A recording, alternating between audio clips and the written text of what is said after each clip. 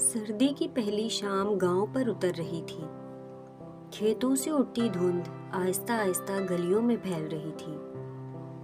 ہر گھر کے چولہے سے لکڑی جلنے کی بھاپ اٹھ رہی تھی۔ برتنوں کی کھنکھناہٹ، برف جیسی ٹھنڈی ہوا اور مرغوں کی بانگیں مل کر گاؤں کو کسی تصویری کتاب کے منظر جیسا بنا رہی تھی۔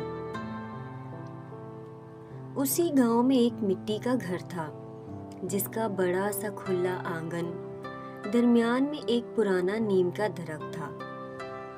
درخت کے نیچے پیلی اینٹوں والا چولہا اور لکڑیوں کی ڈھیری پڑی تھی۔ یہ گھر سلیمہ بی بی کا تھا، دبلی پتلی، چھوٹی قد کی، مگر دل سے بہت پیاری عورت، جو اپنی 2 بیٹیوں مایا اور ناز کے ساتھ رہتی تھی۔ گاؤں کی عورتیں سردیوں کی تیاریوں میں مصروف تھیں۔ کوئی بستر دھوپ میں پھیلا رہی تھی، کوئی چٹائیاں جھاڑ رہی تھی، کوئی دیگچیوں کو صاف کر رہی تھی۔ برفانی ہوا میں برتن بجنے کی آوازیں جیسے سردی کی آمد کا اعلان کر رہی تھی۔ سلیمہ بی بی نے بھی صحن میں کپڑے اور کمبل دھوپ میں ڈال دیے۔ شام ڈھلے انہوں نے بیٹیوں کو آواز دی، اندر آ جاؤ، اب باہر کھانا نہیں بنے گا۔ مایا نے ہنستے ہوئے کہا، ابھی تو ہلکی ہوا ہے۔ مگر سلیمہ بی بی نے سخت لہجے میں کہا کہ جیسے کہا ہے ویسے کرو۔ ان کے لہجے میں ایک عجیب خوف چھپا ہوا تھا۔ مگر بیٹیاں خاموش ہو گئیں اور اندر چلی گئیں۔ کپڑے نکالتے ہوئے بیٹیوں کی نظر الماری کے نیچے ایک سیے ہوئے تکیے پر پڑی۔ وہ تکیہ ہر سال سردیوں میں کبھی نظر آتا، کبھی غائب ہو جاتا تھا۔ سلیمہ بی بی نے اچانک سخت لہجے میں کہا کہ اسے ہاتھ نہ لگانا، یہ صرف میرا تکیہ ہے۔ پہلی بار ان کی آواز میں ایسا کڑوا پن تھا جیسے کوئی زخم ابھی تک ہرا ہو۔ بیٹیاں خاموش ہو گئیں، مگر دل میں سوال اٹھا کہ آخر اس تکیے میں ایسا کیا ہے؟ اگلی صبح پڑوس کی خالہ بشیرہ ہاتھ میں تپا ہوا توا لے کر آئیں، جس پر روٹی اور گڑ تھا۔ انہوں نے کہا کہ ہم سب بازار جا رہی ہیں سردی کے کپڑے لینے کے لیے، تم بھی ساتھ چلو۔ مگر سلیمہ بی بی نے بہانہ بنایا کہ دل نہیں کر رہا۔ خالہ بشیرہ نے ہلکا سا کندھے پر ہاتھ رکھا اور کہا، سردیاں آتے ہی تم اتنا کیوں بدل جاتی ہو؟ سلیمہ بی بی مسکرائیں، مگر ان کے آنسو صاف نظر آ رہے تھے۔ بیٹیوں نے دیکھا کہ جیسے جیسے سردی بڑھتی ہے، اماں کا چہرہ اترتا جاتا ہے۔ وہ باتیں بھی کم کر دیتی ہیں اور ہنسی تو غائب ہی ہو جاتی ہے۔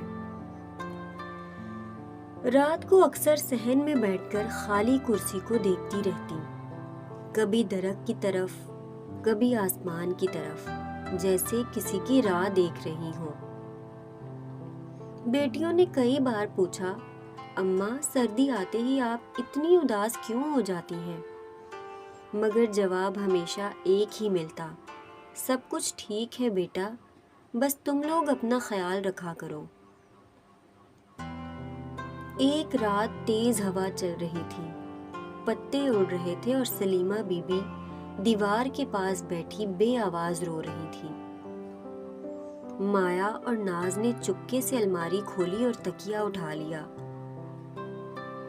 جیسے ہی وہ کھولنے لگیں، اماں کمرے میں داخل ہوئیں اور چیخیں، اسے مت کھولو، یہ میرا زخم ہے۔ زمین پر بیٹھ کر وہ زاروں قطار رونے لگیں۔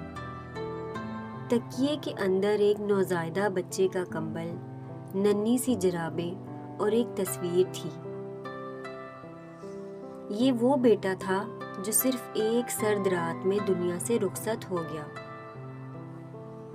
دونوں بہنیں پھوٹ پھوٹ کر روتے ہوئے ماں سے پوچھنے لگیں، امی، کیا ہمارا بھی کوئی بھائی تھا؟ آپ نے ہم سے کیوں چھپا کر رکھا؟ آج تک ہمیں کیوں نہیں بتایا؟ سلیمہ بی بی نے دہلا دینے والے سکون کے ساتھ جواب دیا، بیٹیوں، میں اسی لیے سردیوں میں سختی کرتی ہوں اسی لیے کہتی ہوں کہ کھانا اندر بنایا کرو اور وقت سے پہلے گرم کپڑے اور بستر نکال لیا کرو، کیونکہ میں اپنا بیٹا کھو چکی ہوں، تم دونوں کو نہیں کھونا چاہتی تھی۔ میں ڈرتی نہیں، بس اب حفاظت کرتی ہوں۔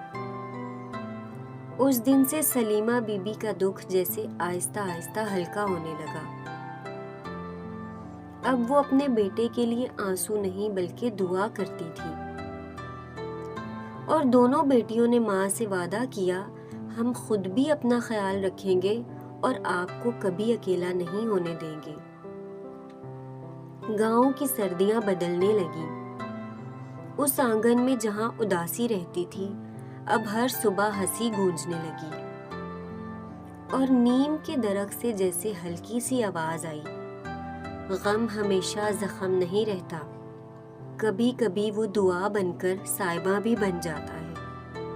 وہ گھر جو کبھی خاموش رہتا تھا، اب اس گھر میں ہنسی اور مسکراہٹ گونجنے لگی۔ سلیمہ بی بی اپنی دونوں بیٹیوں کے ساتھ ہنسی خوشی رہنے لگی۔